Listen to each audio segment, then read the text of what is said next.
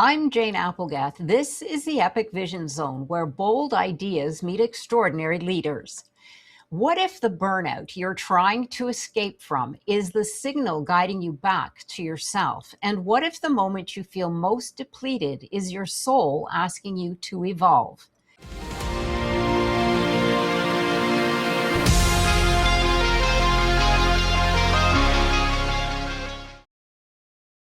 Tracy Doyle is a nationally recognized entrepreneur, author, and emotional wellness advocate, and the creator of the transformative Aurora method. After building a multi-million dollar medical communication company and earning honors such as Ernst & Young Entrepreneur of the Year, Tracy hit an emotional breaking point, a burnout that became her awakening. Drawing on her background in psychology, mindfulness, and lived experience, Tracy created the Aurora method. This neuroscience-informed framework helps high-achieving professional women break free from burnout, rewriting limiting beliefs, and reconnect with themselves and others. Tracy is also the author of Life Storms, Finding Your Clear Sky, a powerful guide to navigating burnout and reclaiming emotional clarity. The book highlights her Aurora method, empowering women to lead with calm, clarity, and confidence. Today, through her book, masterclasses, and signature 8-week course, Tracy empowers and reminds us all that no matter how turbulent life feels, clear skies are always within reach. Welcome, Tracy. Thank you for joining us here today. Thank you so much, Jane. I'm just thrilled to be here. Well, this topic, as I was speaking with Tracy just a moment ago, is something that I feel many of us can relate to. So I'm just excited to delve in and find out what this Aurora method is and how Tracy has learned and come to this conclusion herself with this amazing, amazing method and book. So how do we recognize burnout when we don't even know it's there, Tracy?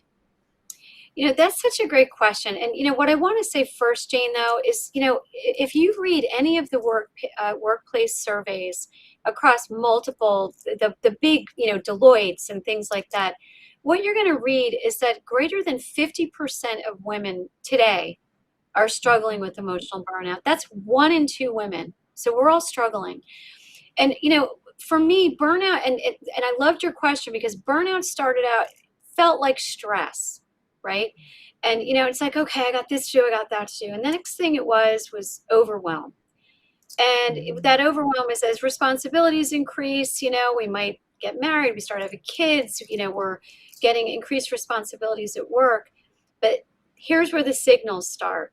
You start feeling conflict, right? All of a sudden, it just seems like nobody understands me. Don't they hear what I had to say? Why didn't they just do what I asked? Then I wouldn't have reacted that way.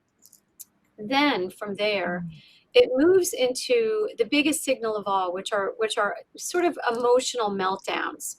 And, and so many women have this and they think it's hormonal. They think it's something other than what's really happening, which is all of a sudden you're crying as you're driving to work. I did. I'd be driving to work crying. I'd wake up in the morning getting ready for work crying. Or it would be like an over-the-top reaction that wasn't commensurate with what was actually happening. And then where does that take us from there? It takes us to feeling ashamed that we reacted a certain way, or we snapped at the kids, or, we snap at our husband. And really all of that, when you get to that point, that's when your body is finally saying, hello, hello, like, listen to me. You need to come back to me at this point. And that was for me, what it presented like and what it felt like. But it took me on a deeper journey. And if you'd care to hear that aspect of it, because sadly, when you get to that point of the emotional outburst, burnout can take women even further. For some, it takes us to substance abuse. For others, it takes us to depression. And for still others like me, it takes us to wanting to end our life, And so, so recognizing the signals of those meltdowns and conflicts is really, for me, the early warning signs that it's time to get help. Thank you for that, Tracy. My goodness, yes, I was recounting those signals. Hmm. And thank you for pointing out that many women think it's a hormonal issue or Yeah. something, other than over, like you said, first stress, then there's overwhelm, and then there's conflict, and then there's emotional breakdown, basically, for no reason at all, but it's really your body and your energy, because emotions are energy in motion, Yes. just crying for help. Yeah, so Exactly. that awareness, to have that awareness of those signals is wonderful, to have it top of mind, to just say, maybe I just need to pause for a moment and look at this. Yeah, thank you for sharing Exactly. that information. Yeah, and you're right, it can go a lot deeper, but it's good to be aware of those and have them as signals in your back pocket, and just say, no, I'm Exactly. not crazy. Yeah, there are something going on here. Well, you say that then burnout isn't just about stress and exhaustion. You say it's Mhm. about disconnection, which I love. Tell us about Mhm. that. Yeah, and to get there, now I got to share my story of how I got there. So like what most people knew about me, like as I'm coming up in my career, was like, oh, she's the woman who manages it all. That's what I look like on the outside. Successful CEO, as you said, I won awards, and people are seeing all these things. I just look like, wow, she has it all together. But what they didn't see was me struggling inside. So I grew up believing that I had to sacrifice myself for everybody. For my family, for my job, for my relationship. And it all came from this belief, all came from, my mom was mentally ill, and she had me as a teenager. And when she married, she married an alcoholic. So there was a lot going on back then. But at the age of 10, I became a parent, to my two siblings, and really taking care of my mom. So I had this belief, and that belief is what took me on the burnout journey. And so, I showed you the whole, I call it the whole journey that looks like this. But, when it got me to that breaking point, I can remember it like it was yesterday. It was like, it was around the holidays. It was December 21st. I'm getting ready for work, and I get a glimpse of myself over here in the mirror, and my eyes are hollow. My spirit's dim. And I just looked so empty. I didn't recognize myself, but inside my head, I'm like, I'm done. And and so many of us say this, right? I'm like, I'm done taking care of my mom, because I was taking care of her at this point.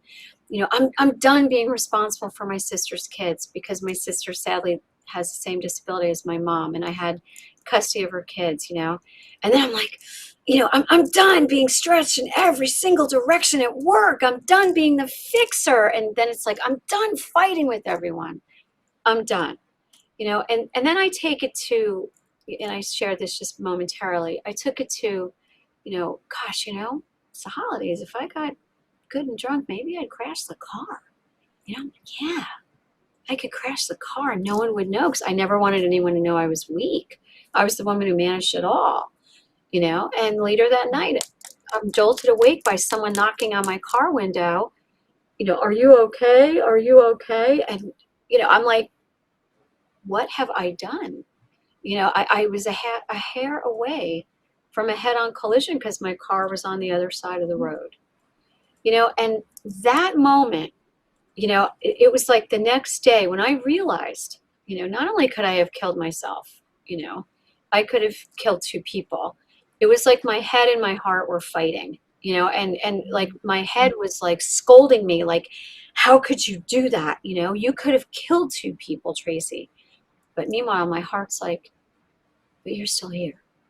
And that was the first time I just was like, I want my life back. I want to live again. How do I get my life back? And then I realized, sacrificing myself isn't about abandoning myself. It's about putting myself first while I'm managing it all. And at that time, it started with getting help. But to get to, you know, the beliefs and stuff, it took me some time, and that's why I wrote the book, because over the course of around 10 years, I realized, it wasn't my mom, it wasn't my job, it wasn't demands and external pressures that were breaking me. It was my own thoughts and my own beliefs, because I always felt like I didn't belong, right? And I thought if I did and did and did and did everything for everyone and was 100% for everybody, then maybe I would. And so when I learned how to reshape, and that's just one belief, but when I learned how to reshape what shaped me, that's when I started to find my way back, and I found my way back to to myself, to my life, to my truth, in terms of, being honest about where I am, is finding my voice again, and back to the people that I loved, and so that's really when my true purpose, like, as much as I was super successful in business, my true purpose was formed right then, because what I saw was so many of us struggle, because let's face it, I've had some pretty significant experiences based on my childhood, but we're all wounded. Like, we've all had experiences in our lives that we internalize. I mean, if they hurt us or they wounded us in any way, and for some of us it's significant trauma, for others it could be taunting or by kids or strict parents, right?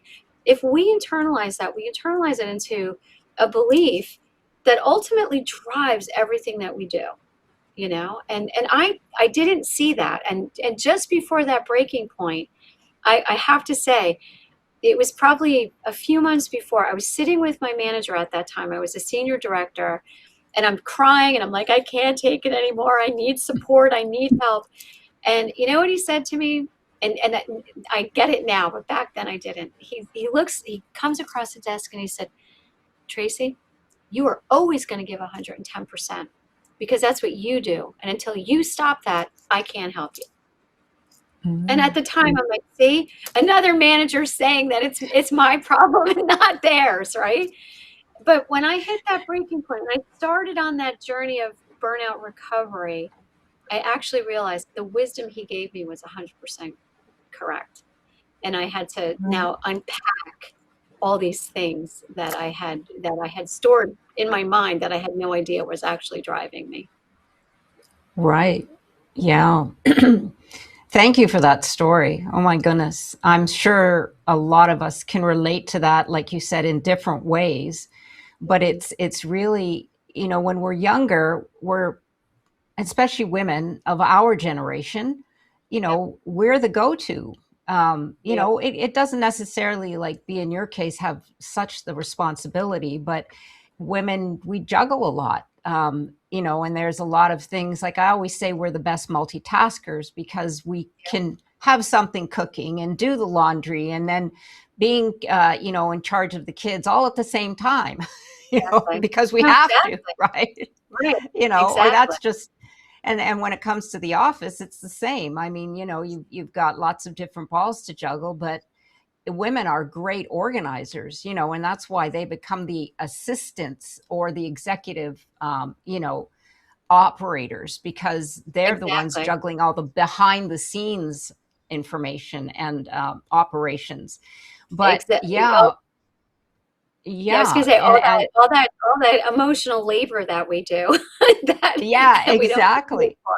Right. Yeah, yeah, but awareness, and that was, yes, there's so much to unpack there. But as we go along, we'll take a look at that, because my next question, you may have already answered this, but being the go-to person, there's a hidden cost of always being the strong, capable go-to woman. And I know that Yep. there's many of us here that can relate to that.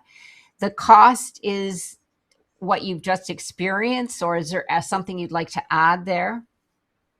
Yeah, I think the biggest cost for us is that we regard asking for help as weakness. And Mm, so we don't speak that truth. We expect others to see it, right? And so that was me. I was like, don't they see how much I do? Why do they keep putting more on my plate? Why do they keep asking mm, me? And I think the main thing for me that I had to recognize was, that hidden cost me relationships, right? I burned mm. bridges.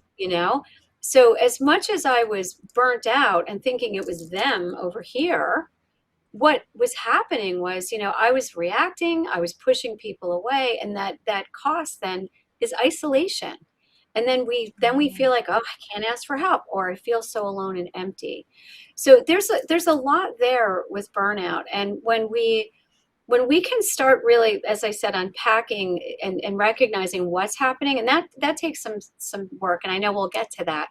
But the whole idea here is, once we recognize it's really coming from within us, and more importantly, we give ourselves permission to be vulnerable and give ourselves permission to accept help, then change is possible. Yes. Yeah. It's like you said, the awakening. I mean, like we talked earlier, if we don't, it doesn't do it for ourselves, the universe, God, whatever, will come down and smack us in the face and say, it's time to Exactly. wake up, Yes. and And wake that's how up. I felt. That's Yeah. exactly how I Yeah. felt when that day, when my head and heart were fighting, and it was like, you're Hmm. still here. It was a God moment for me, because I was like, oh my gosh. I mean, I was like, you spared my life. Why? Because I lived, Mm. and I had to really, I always call it looking at life through a straw, and I was always looking at like this, of all the negative, right? What I didn't have the support. Nobody cares. No one helps me. But meanwhile, when I put the straw down, I realized, my purpose was much bigger, right? I was responsible for my mom. She needed me. My sister's kids needed me. My spouse needed me. Everybody needed me, right? And it was me who lost me. So, Right. Yeah, absolutely. Well, what kind of emotional wounds then do you see most often in high achieving women, and why does it lead to burnout? What is yeah, one of the top ones that you see? yeah, I'm going to give you one, because mine is my story. If people read my book, they'll read my story. I don't know that my story is the rule. It's, I think, the exception. I've had some significant trauma. And what I want to say is wounds are wounds, and how they affect us are the same. So I'm going to give you a common one, someone I coach.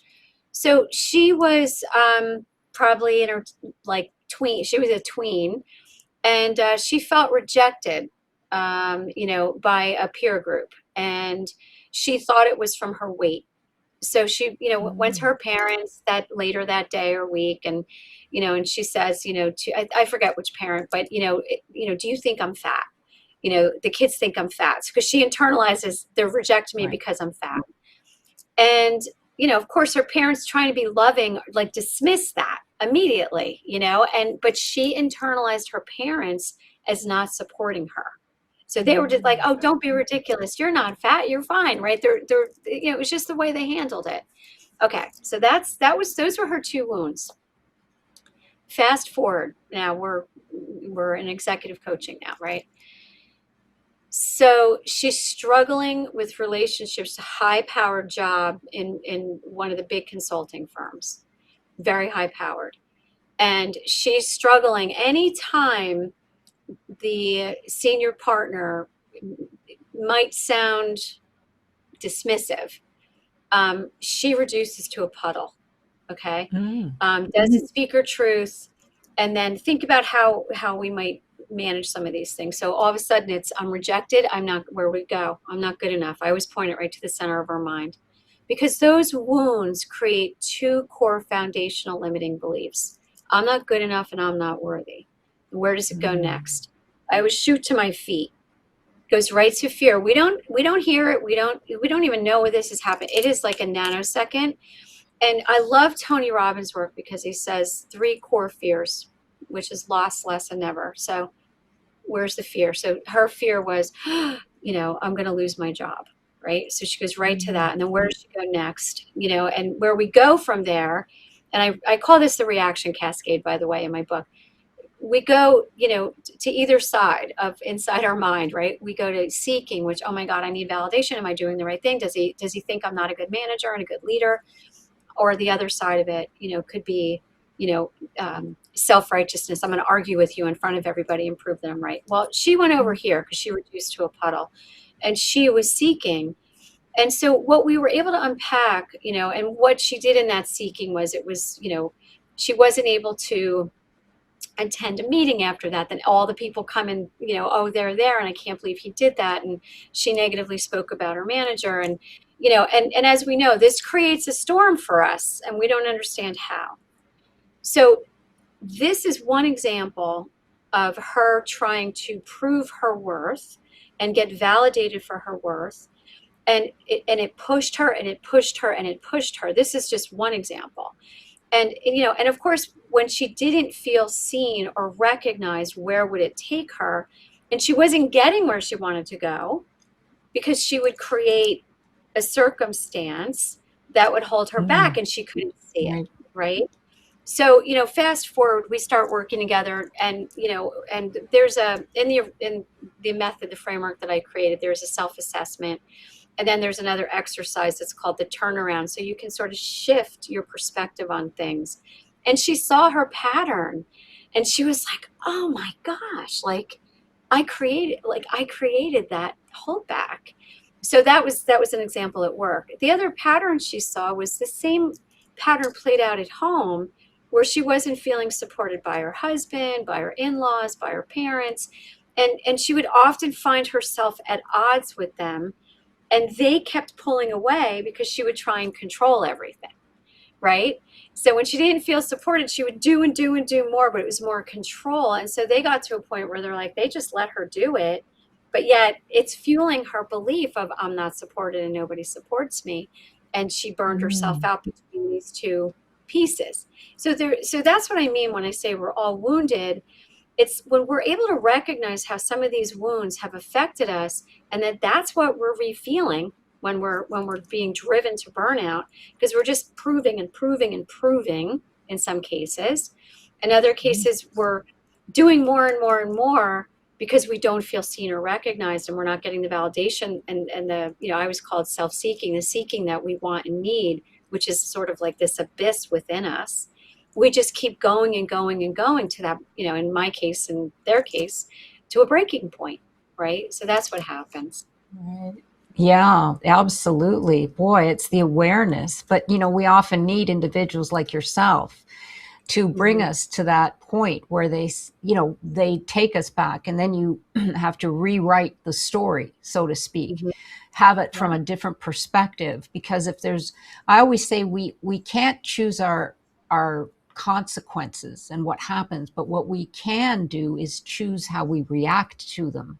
Exactly. And that reaction is usually rooted, like you said, in past experiences, because we have not known any difference. Exactly. And that's the recording, the program that keeps playing. And that's where we need to say, okay, this is the program. I need to reprogram or rewrite the script. Yeah. Exactly. Yeah. To me, it's like, know your scripts, it's like, if you know your scripts or change your scripts, change your life. I think there's certain books, change your thoughts, change your life or whatever.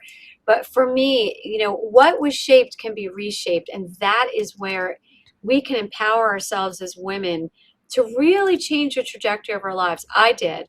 And, I went from being this, yes, the woman who managed it all, but who felt alone and empty and misunderstood and at odds with the world, to today, feeling fulfilled and joyful and happy, and not needing the title and all the success to prove my worth. You know what I mean? I am as I am now, and I'm worthy as I am now. That's Right. But that's what that work took me to. Oh, absolutely. I mean, I've been in that high-powered position in my previous life, as I call it, and it gets rooted in identity. It There's no does. question. It does. It becomes It who does. you are. And I love what you say, we become disconnected, but there are ways we need to reconnect with our soul self, with the person Exactly. that we came here to be. Yeah. Yeah, Exactly. absolutely. I'm sorry. Go ahead.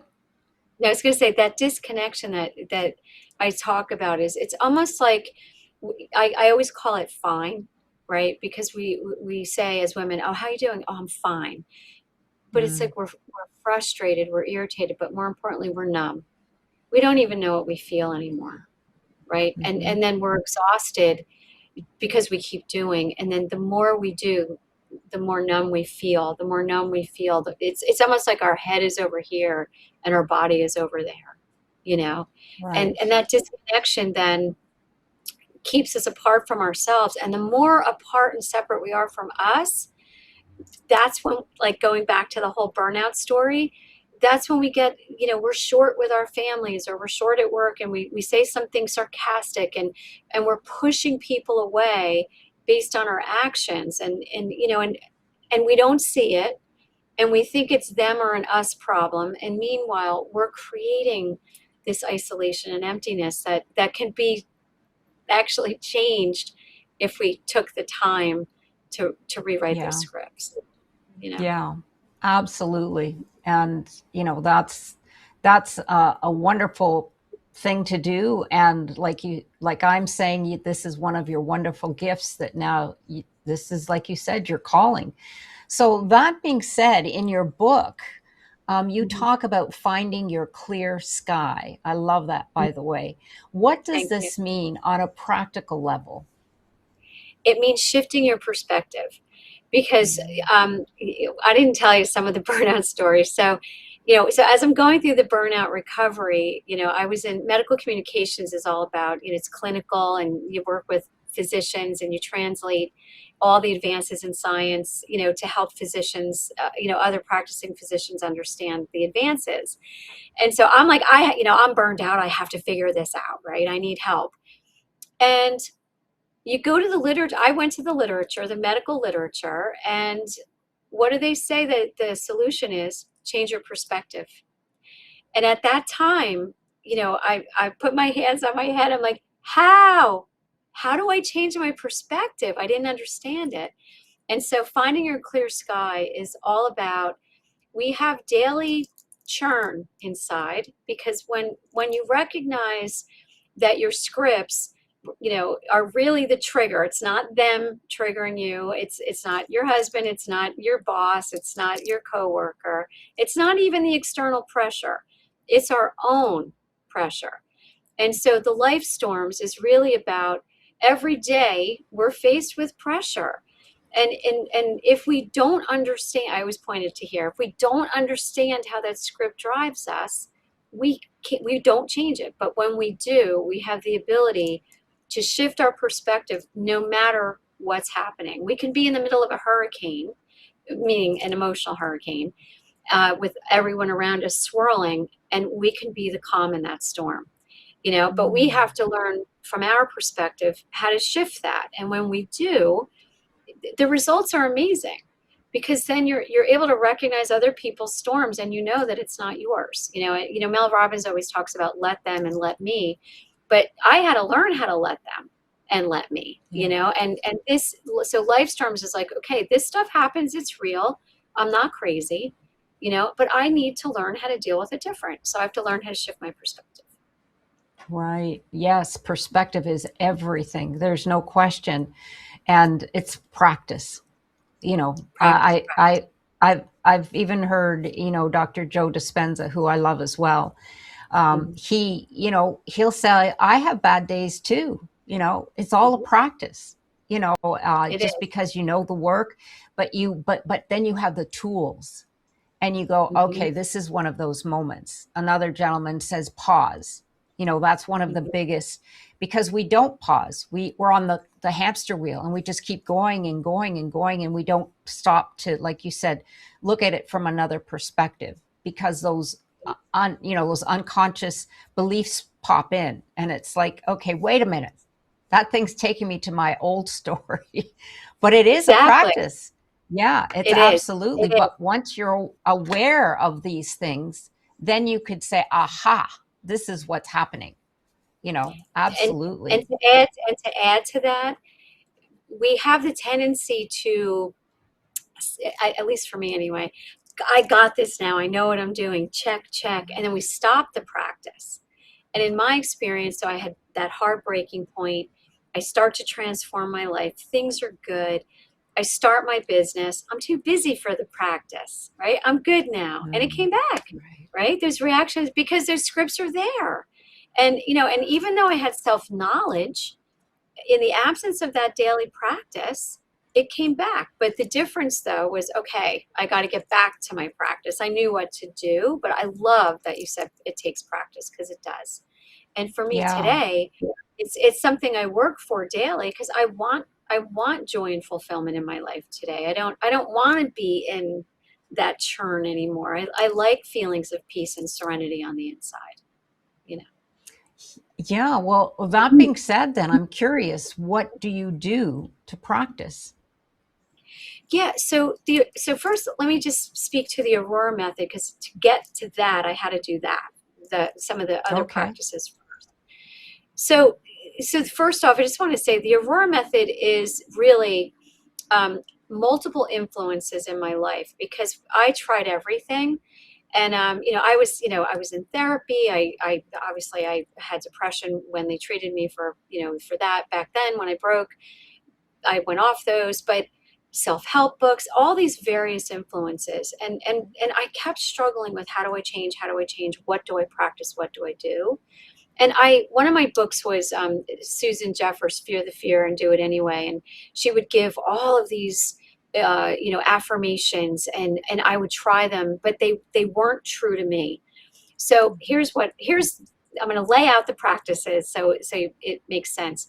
So the first thing I was taught to do by a friend who I got vulnerable with was recognizing how my life experiences shape my thinking. And for me, I named them into specific traits, because I wanted to understand, like, what was blocking me, you know? And so from that exercise, I was actually able to see my patterns. And when I saw my patterns, then I could see them, name them, and then it was like, what do I do to change them? And that's where daily mindfulness came in, right? So let me explain what I mean by that. So if I have an old wound that triggers me to believe I can't trust anybody, right? Mm. Then I'll go to, oh boy, I'm not, I always go to my mid, oh boy, I'm not good enough. I don't know what I'm doing. And then I'm afraid, oh my God, I'm going to lose the business. We're going to lose a client. What am I going to do? See, I reinforce it. I can't trust them. Then where do I go from there? Oh, I got to do it myself, right? So imagine being a CEO and I got to Mm. do everything myself. Self-reliance is a trait. It is a self-centered trait, being absorbed with, I have to do it all myself. So what happens? I'm doing it all myself. I'm doing it all myself. I burn out. You heard my story, right? But what does the outside world see when I do that? And here's how I perpetuated the storm. Well, if I have to do it all myself, what message am I sending you? I don't trust you, or I don't think you're good enough, Mm. right? And so what are you going to do? You're going to go, okay, I guess you got this. And meanwhile, I'm like, nobody helps me then. It reinforces another belief. Nobody cares that I need support, right? So what I had to do with that one, that's just one trait I identified, tied to my, what I call loss fear, because I like Tony Robbins' work. So what does an affirmation look like? So first it starts with, before I affirm, it starts with, I'm releasing self-reliance, and I'm opening my mind to as challenges as opportunities, and I'm asking for and accepting help. Then I affirm, I'm accepting help. I'm accepting help. And that was Mm. just one example. And now that is a personal affirmation related to one of the traits that was driving me to burnout. And then as Mm. I started accepting help, I got better with, I'm asking for help. It's okay, I'm safe, I'm asking for help, and I'm receiving it. And when I would get it, I'm acknowledging, thank you, for Mm. helping me. And I had to work through that. So that's one example. So what do I do today is, after learning that and practicing manifesting those changes, today I work to keep it, right? So that's the maintenance aspect of the Aurora method, which is, it takes 5 minutes. At the end of the day, I ask myself, how did I do? And when we have these traits, like, self-reliance is one, righteousness is another, where we get into a who's right battle, right? Then there's Mhm. others. I was a big on this one, self-avoidance. I'm not dealing with you, especially when it came to personal relationships. I would just avoid and just disengage. So at the end of the day, how did I do today? Do I owe anyone an apology? Was I present? Did I stay? just basic things. Because as you do the Aurora method and you do that self-assessment and turnaround, you really see what you do. So I can ask myself at the end of the day how I did. And I can establish my intentions for that day, and sort of release things. The next morning, I then affirm what I'm going to do for that Mm. day. And that's really how it works. And when I'm in the midst of a storm, and I still have them, I use what I call the 1 minute reset. And I just, breath work is great. I love breath work, but for me personally, I had to have more tied to my own thinking to release stuff. So it would be like, I breathe in, I'm centered and calm, and, I'm breathing out the frustration and the irritation, depending on what's happening. And that's 1 minute reset that I could do anywhere. I could do it, if I was in a boardroom today, I'm not in a boardroom, but if I'm with my family, if I'm in a situation that's frustrating, I can do that and not react in a way that would appear thoughtless or like emotional, so that I can keep the harmony and keep myself in centeredness and peace. Right. Yeah. Those are wonderful. I love the process that you laid out, because it gives the mind a Mm-hmm. focus.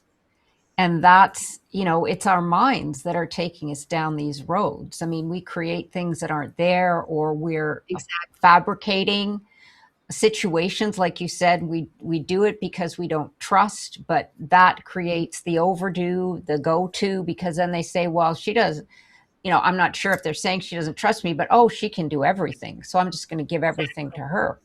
Yeah, Yep. exactly. And how interesting that domino effect is. But without the knowledge, like you said, you wouldn't even, it's all unconscious. It You're just is. doing it You and your just life do. just, yeah, it starts to snowball and becomes a hurricane. Exactly. Well, unsustainable. Thank you for all of that information. I know, part of that is in your book, but what was the Hmm. moment that you realized that success without healing wasn't sustainable for you? Or maybe in this case, there was some client or something. Is there something that is very common that you see often, that you realize that success without healing is not sustainable for women? Yeah, it's when I started my business. I mean, so here Mm. I was a senior vice president at a company. I had gone through burnout recovery. I was doing really well. Doctors like, great, you don't need these antidepressants anymore. I'd been to therapy. I had, my friend taught me the self-assessment and seeing everything. I start the business. It is wildly successful after my first year, and I am like riding high, and I'm saying, who needs those practices, right? If I knew then what I know now. So what happened was, I really stopped the healing process.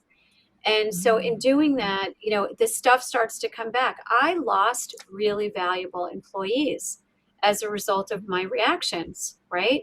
And I wasn't responding, I was reactive, I then started having fractured relationships with friends again, right?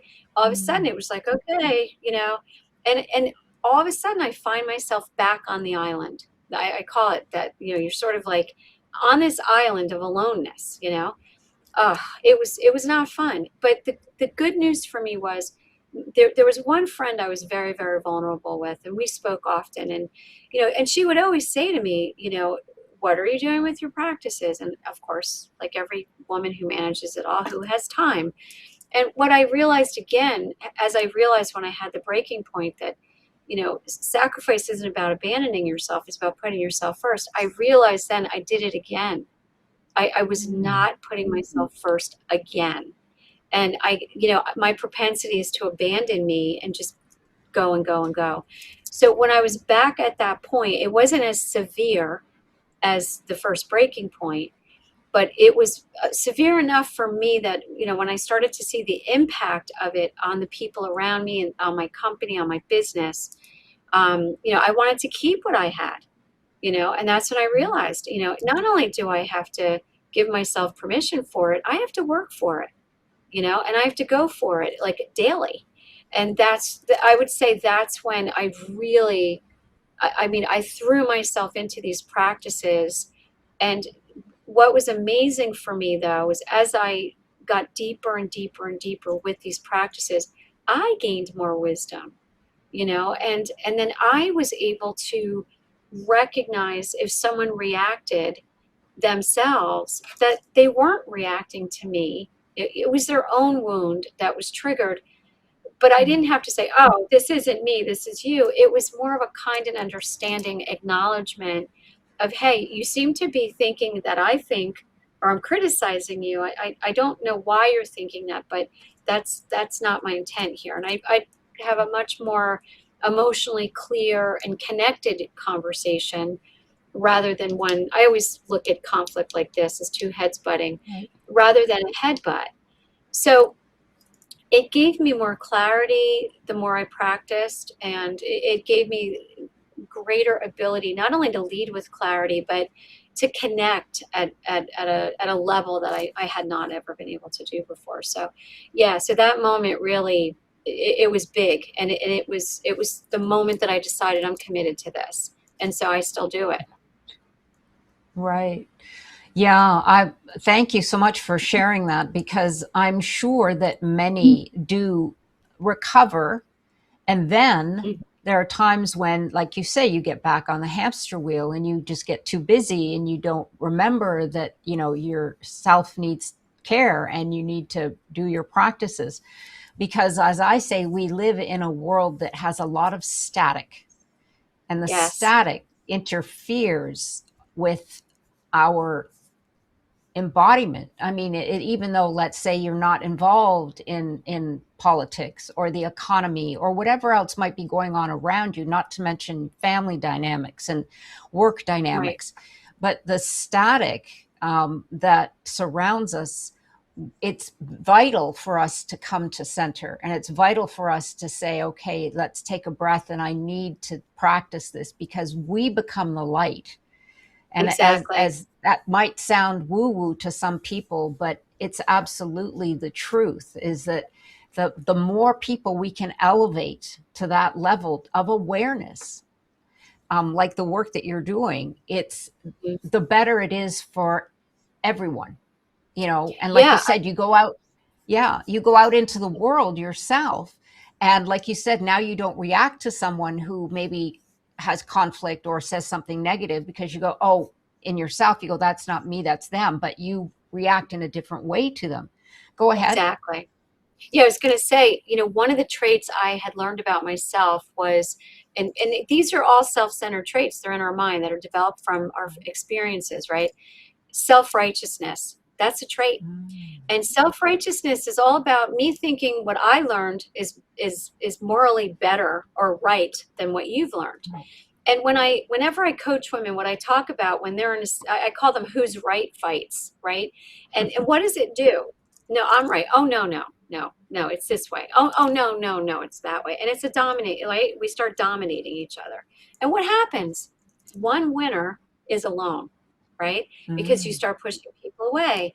And I loved what you just said about all the external influences that are happening. And what I have found is when we've recognized that self-righteousness, and as one example, as a trait, when we shift that and say, I'm open and receptive, and Mm. I'm striving to understand, right? And we're seeking to understand another human being. We don't get into like, no, that's wrong, you're wrong. And you see this happening all around us. But it Yeah. happens in our families, and it happens Mhm. with our friends, and it doesn't have to happen. And what I found for me, and this is just, in burnout, my righteousness was like strong because I was so broken on the inside. All I had was being right, But when I finally came back to center and I finally connected with myself, I realized, is it worth getting into a right fight and losing, a relationship with a family member, or not talking to a friend? No, I'm going to seek to understand, and I might not agree, but I don't have to be right anymore, right? So that's one example of that. But you said so many Yeah. different things, and it just as I was thinking about all the static, there's so much noise out there, and us coming back to center. I always say to every woman I work with, you know, title doesn't matter, because when we think about our lives as women, we are the CEO of our life, right? It doesn't matter where you work, what you do. You're leading your family. You're leading, and many times for many of us, our parents as they're aging. We're leading our spouses often because we're directing the house. We're leading at our job, whatever role we have, we're stepping up. At every level, we're a leader. And so when I think about that, I just think why it's so important when you said we are the light. When we learn how to recognize those scripts and lead with calm and clarity, gosh, like we shift the dynamic of every relationship that we touch. We lead that, Yeah. and that's Yeah. what I'm so proud of, that that's what we do, especially when we can get past that negative thinking and all the stuff that burnout brings with it. Yes, absolutely. Be the shift. Yeah. Like you said, everything around you, your family dynamics change, your Yeah. business, your friendships. Yeah. And yeah, it's just amazing. But like you said, it's a practice. So thank you for all of that. So what makes, I know you covered the Aurora method and I love it. I'm sure there's much more to it, but give us an idea of what makes that so different from every other burnout solution, and what's the science behind the most effective techniques in your program? Yeah. So, all right. So, a couple things. So, first is the self assessment has sort of two influences in my life. So, the first is Abraham Maslow. So, I studied psychology and counseling. So, Abraham Maslow talks about anytime you have a wound, that you internalize and it stunts a specific need. You come from a place of lack, which means you're always focused on what you don't have rather than what you do. And in addition to that, you feel discontent and unhappy, and it's almost like an abyss that lives inside of you, and it's never going to be filled, because you're just constantly living life in this place. I call it looking at life through the straw, because you're just always focused Yeah. on the negative. So first, the Aurora method helps you recognize, where were your needs stunted? Like, what were they, right? It's pretty Mm. simple, because after you do the exercise, it's like, who hurt me? Who am I angry with? What did they do? How did they affect me? And it's just check boxes. And then from there, you get to look at how you responded to that. So then you can actually, with love and objectivity, assess yourself and look at your traits. Mm. So the first step is really that. But so you got, Maslow. But over here, when you're looking at yourself, it's really the stuff that Carl Jung talks about. He always talks about that shadow self, that self that Mhm. takes over, and you're like, what is he talking? I mean, I know when I studied him, I loved everything he wrote, but I never knew how to practically understand it.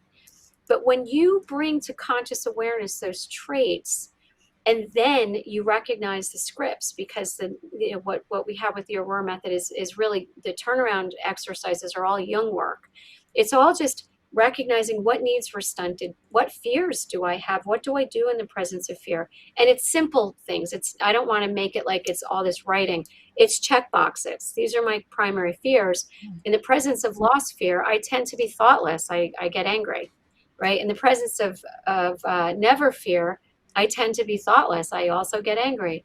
But if I'm in less than fear, I become dishonest. I avoid. I don't want to. I don't want to. I don't want to bring anything up, and I'll just avoid. So simply, you get to see, wow, that's what I do. I do these things, and then from there, what again, Jung, what you're looking at then is basically, how, like, what those specific scripts were, and you get to really see, very simply, like what some of those patterns look like, so that you know what to do.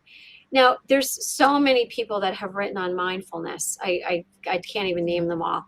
But the next piece of it is all of the mindfulness work, and there's been so much research on it, that mindfulness really shifts not only our outlook, but like even our nervous system and our makeup.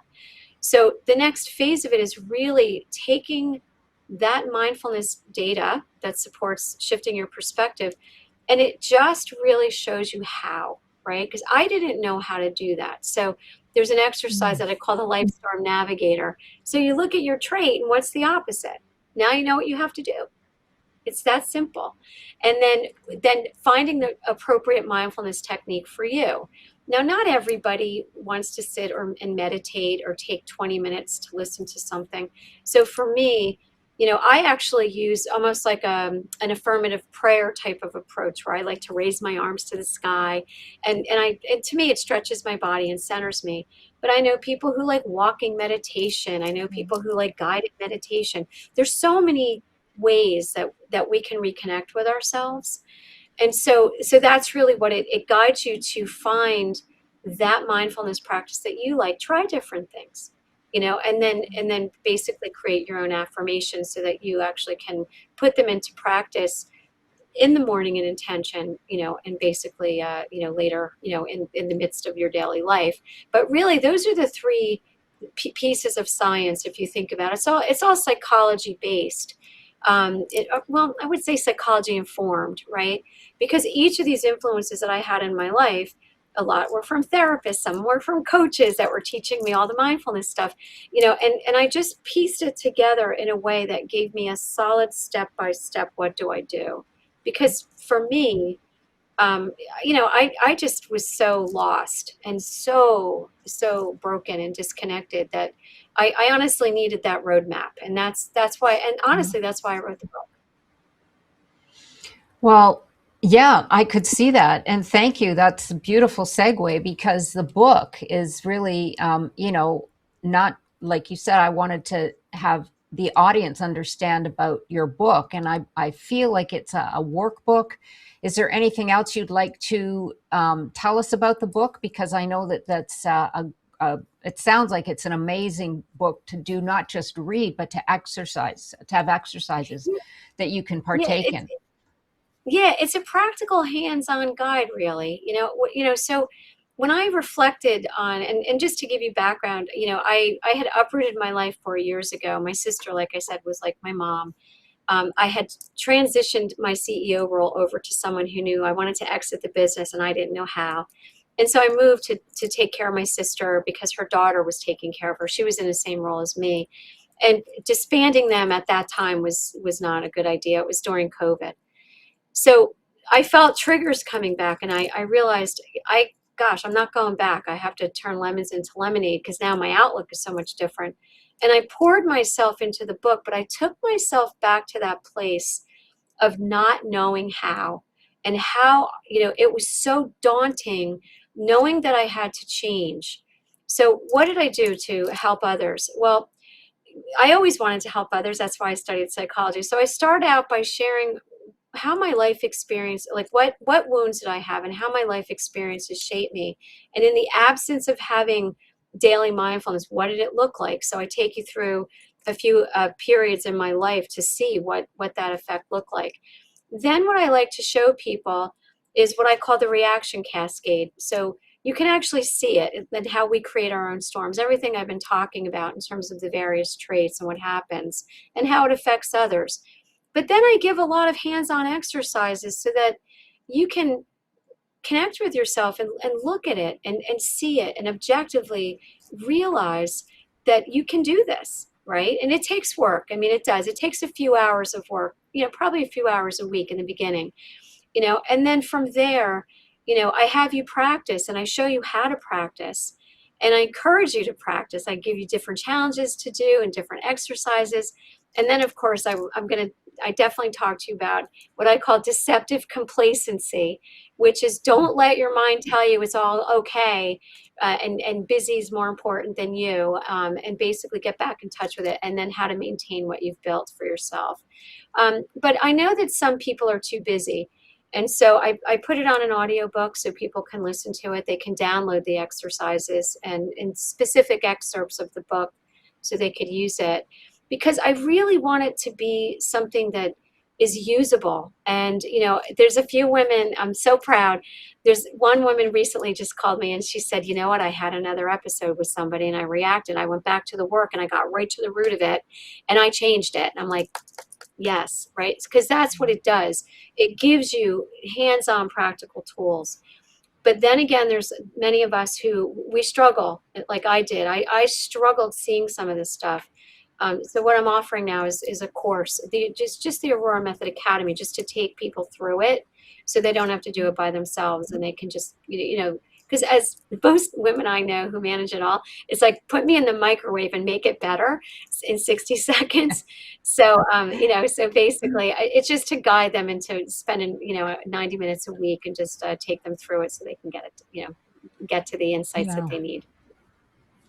Yeah, but that's wonderful too, because it builds community. And also, Yeah, often when we're going through these processes, we have questions, even like you've yeah, got your book as a manual, so to exactly.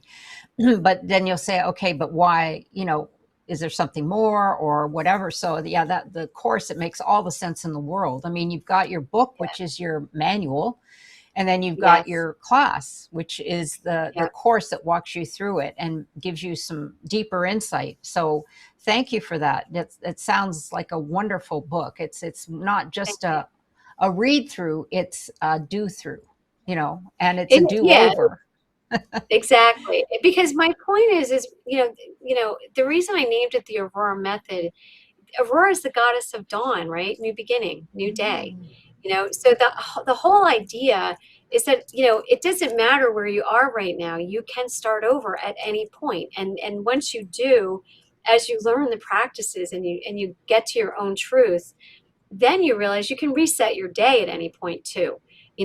Because you always hear these, at least I did, start your day over. I would be like, especially when I was in the throes of it, like, oh, come on.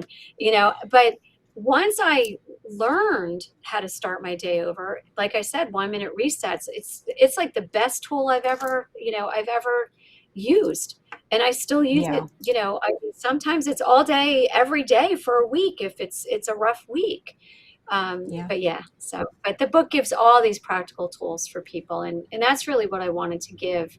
And because, as I said, I was guided, that some people just won't even take that time to read it and do it. So that's why I'm teaching it.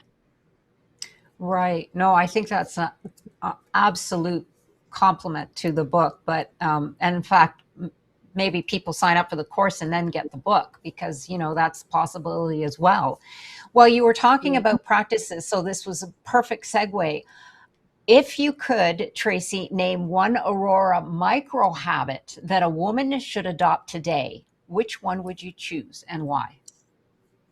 I just said it. It's the 1 minute reset. I mean, to me, when you just, even if it's just starting out with I'm breathing in centeredness and calmness, or I'm breathing in calmness and I'm releasing the frustration or the irritation, that reset to me, it was a game changer. And so I would say that micro habit is one that you can start right now. But as you learn more about yourself, it becomes much, much more effective because you're using it differently each time you reset, if that makes sense. Yes. No, absolutely. Yes. And like you said, use it as frequently as you need to, because let's face it, some of us do need resetting. Most of us need resetting a lot, but we're not Yeah. aware that we do. But Yep. it's wonderful work that you're doing. So 6 months from now, let's say, how does life look different for a woman who has committed to this work?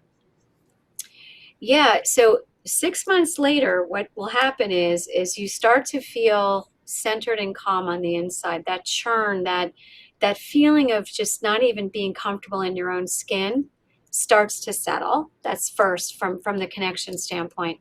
More importantly, you start to feel connected to others, and you start to think that they're changing when actually it's you who's changing. You start to see Mhm. dynamics shifting, and you're like, wow, I can't believe he's doing that, And meanwhile, it's because you've shifted and you've changed. So I will always give the promise that if there's two fractured relationships, that are super important to you, I assure you that those will be mended within 6 months, because the practices will take you right to restoring connection to the other people, not to the others, but to the people in your life that matter.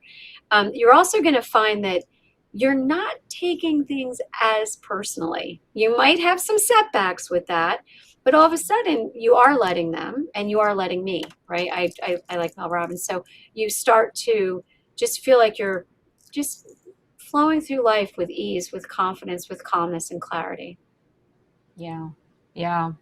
We certainly all need that. And I always say, where your focus goes, energy flows. So instead of Yes. making it always negative, think of the positive, Yep. the outcome, whatever it might be, even simple things.